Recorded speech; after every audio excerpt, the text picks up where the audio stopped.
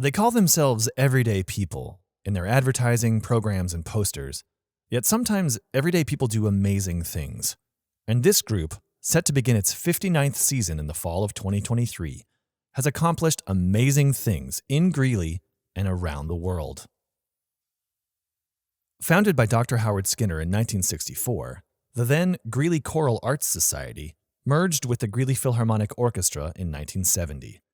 But in 1974, the group was renamed the Greeley Chorale as an independent community chorus which continues to perform 3 concerts per year. The chorale has traveled the globe, performing on 4 continents and in more than 16 countries. They have sung for the Pope at World Youth Day in Denver, in major cathedrals in Europe, at the Vatican, and at World Expo 88 in Australia.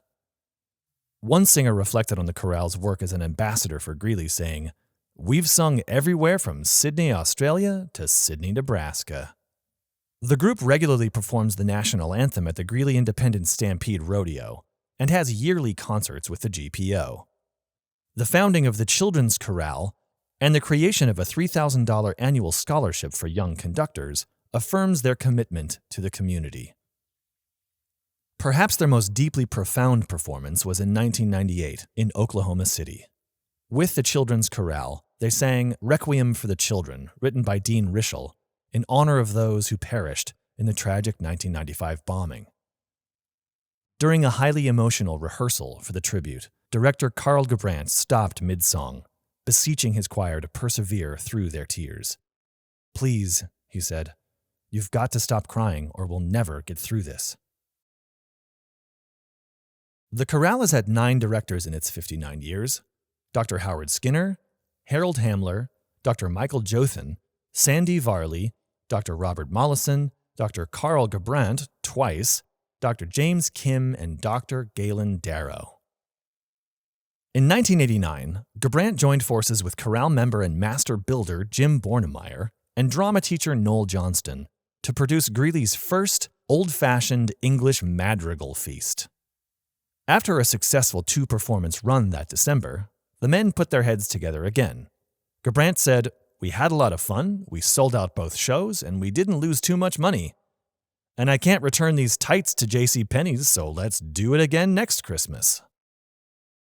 To the delight of both singers and audiences, this festival of music, dance, comedy, royalty, jesters, wenches, and food was not only produced again in 1990, but continued uninterrupted for 16 more years, with nearly 70 performances and over 25,000 attendees.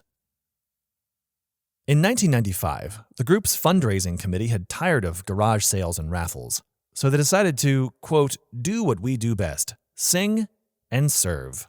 The musical revue that emerged went by many names, including Music alla Marinara, Pasta and Pagliacci, A Grand Night for Singing, and Pops and Pasta, which stuck until 2021. The annual event has consisted of pasta, hors d'oeuvres, and wine served by chorale members, with musical entertainment of all sorts. Under its new name, Cabernet and Cabernet, the tradition continues. Singers old and new call the chorale a family.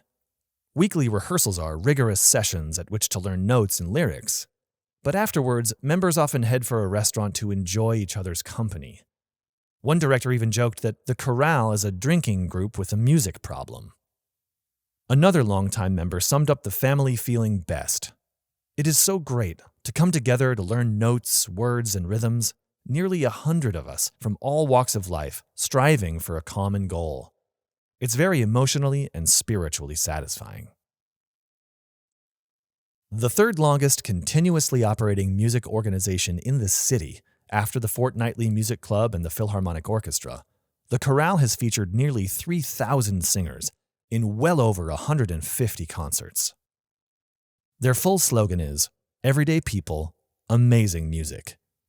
This special combination of elements has created a true arts legacy which will continue to amaze us for decades to come.